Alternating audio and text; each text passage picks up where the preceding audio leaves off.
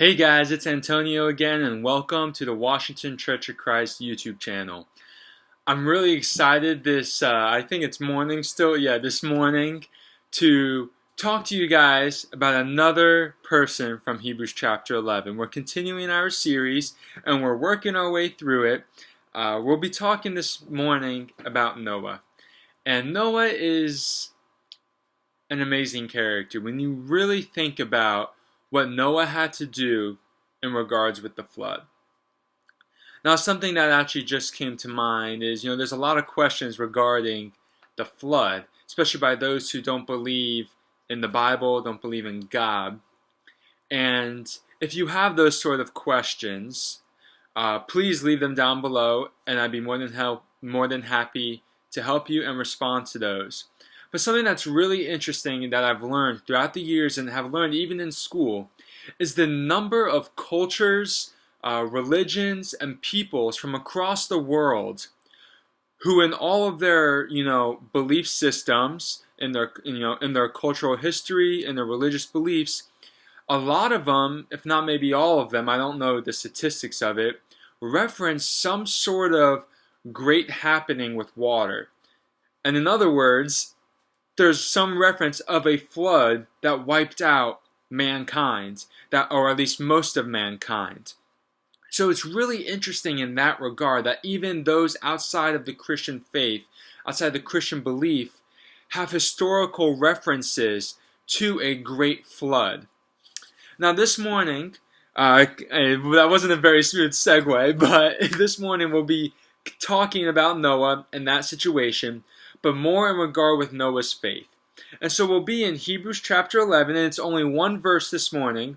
Hebrews chapter 11, verse 7. By faith Noah, being warned by God concerning events as yet unseen, in reverent fear constructed an ark for the saving of his household. By this he condemned the world and became an heir of the righteousness that comes by faith. So if you aren't that familiar with the story of Noah, and we're going to get there in a little bit, we'll read it in a little bit. The story of Noah is about a man who, his wife, his children, his 3 sons, and their 3 wives, are the only faithful people in the world at the time. They're the only, basically, God-fearing people. And so because of this, because of their faith, God spares Noah and his family from the great flood that is to come. But it isn't, I'm just going to save you. You have to go and do something. You have to go and build this ark that I'm going to give you dimensions for and how you have to do it. So, let's go to Genesis chapter 6. Genesis chapter 6, and read verses 1 through 8.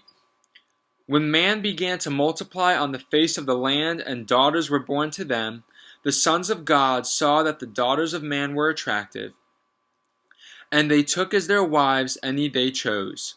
Then the Lord said, My spirit shall not abide in man forever, for he is flesh. His days shall be 120 years. The Nephilim were on the earth in those days, and afterward, when the sons of God came into the daughters of man, and they bore children to them. These were the mighty men who were of old, the men of renown.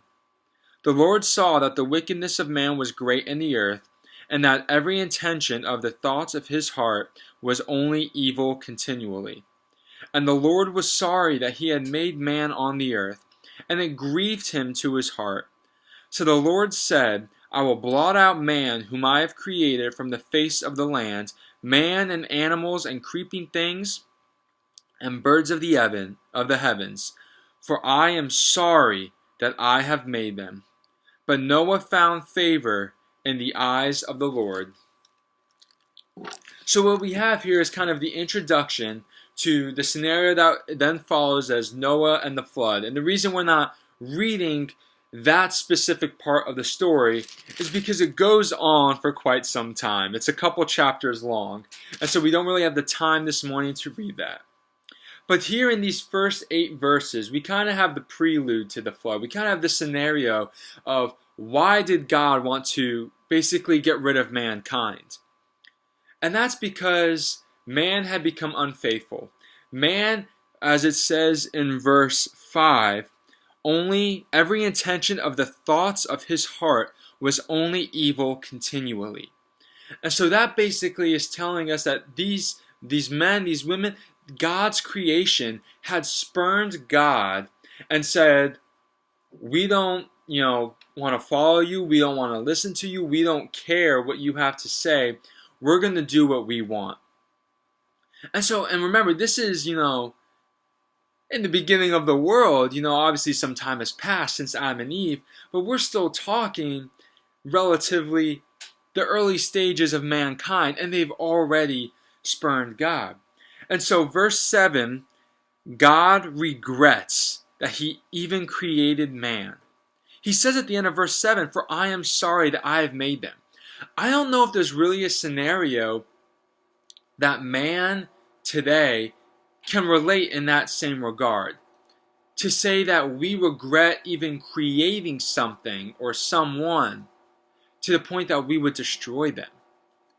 And that just shows the heartbreak that was on God's mind and that was in himself.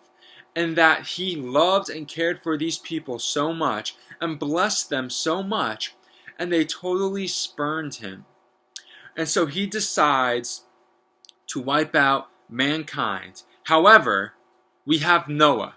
And Noah and his family, as it says in verse 8, found favor in the eyes of the Lord. So Noah found favor with God and was saved, he and his family. So you see, Noah displayed works of faith. And as it says in Hebrews 11 verse 7, he did it out of reverent fear. And so in fear of death, after being told, I'm going to kill mankind, Noah said, I'm going to do what God tells me to do. And that's to build this grand thing, this ark. And in verse 3 of Genesis 6, it says, man has 120 years. And growing up, I kind of always thought, oh, man would only live our lifespans for 120 years. Well, that's wrong, one, but also because you see people afterwards, they still live longer than 120 years. As I've learned, and as I've been taught more correctly, I guess, for lack of a better term, is that there would be 120 years from Noah to do what he has to do until God would wipe out mankind. So those men at that time would only be able to live for another 120 years. And so in that fear, Noah began to show his faith by the building of the ark. And then we can read about the dimensions of the ark and how it was to be made in the rest of chapter 6. However, Noah responded to God by doing what he was told. And through his obedience, he condemned the world to their own death. And it says that back in Hebrews chapter 11, the second half of verse 7. By this he condemned the world and became an heir of the righteousness that comes by faith. So his obedience condemned the world to their death. But also on the flip side of that, his obedience redeemed or saved him and his family. And so I want to ask us today, now we need to find some sort of application for us.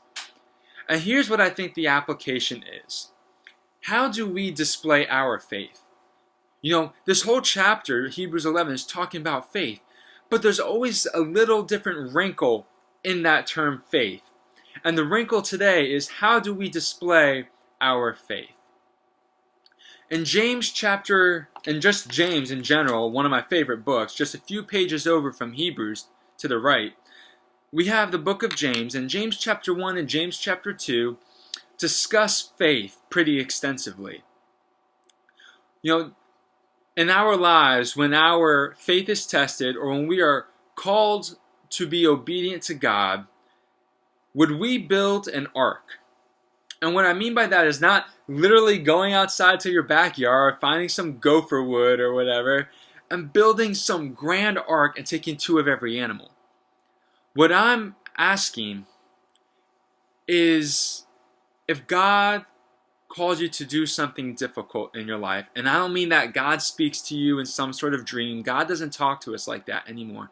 But I mean in the Bible, as we're studying and coming across it, and we find something that is not right in our lives according to the Scriptures, how are we going to display our faith in that? Are we going to put aside whatever it is and work on our faith and do what God calls us? Or when it comes to evangelizing and teaching others about God, are we going to build that ark of faith out of reverent fear for what would happen if we didn't do it, just as Noah did? And so James chapter 1 specifically talks about the testing of our faith. And I'd like to read a few of the verses, not all of it, but a few of the verses. Beginning in verse 2. Count it all joy, my brothers, when you meet trials of various kinds, for you know that the testing of your faith produces steadfastness, and let steadfastness have its full effect, that you may be complete and perfect, lacking in nothing. And then jump down with me to verse 12. Blessed is the man who remains steadfast under trial, for when he has stood the test, he will receive the crown of life which God has promised to those who love him. Let no one say when he is corrupted, I am being tempted by God, for God cannot be tempted with evil, and he himself tempts no one. But each person is tempted when he is lured and enticed by his own desire. Then desire, when it is conceived, gives birth to sin, and sin, when it is fully grown, brings forth death.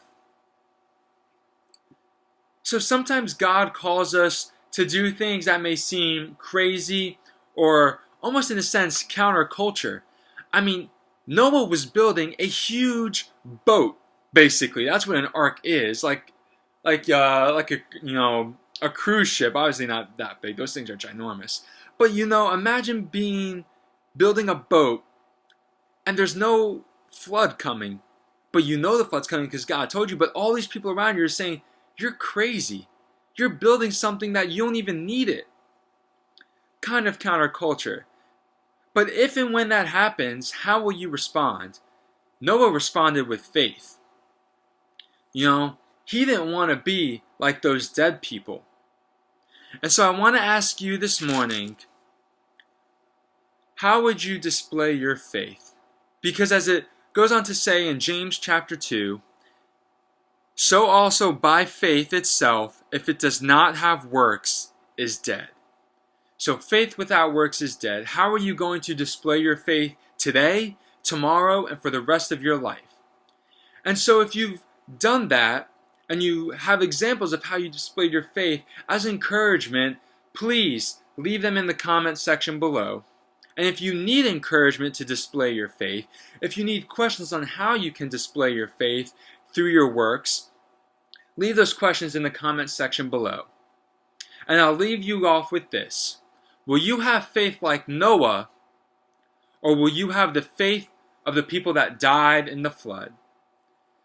So thank you guys. I hope this devotional got you thinking a little bit. I'm sorry it was a little bit longer than most of them, but this is just really an important aspect of faith that we need to have, especially today. So I want to encourage you guys to leave those comments, share this video, and you can share it by sharing the links on Facebook or on Twitter. You don't necessarily have to go to YouTube to share this. So spread God's word around, guys, because that's what we're really doing here. We're not spreading my words or what my thoughts are, but we're spreading God's word, the Holy Bible. So let's do that and reach out to someone today who needs to hear some good news. All right, thank you guys. Have a great day.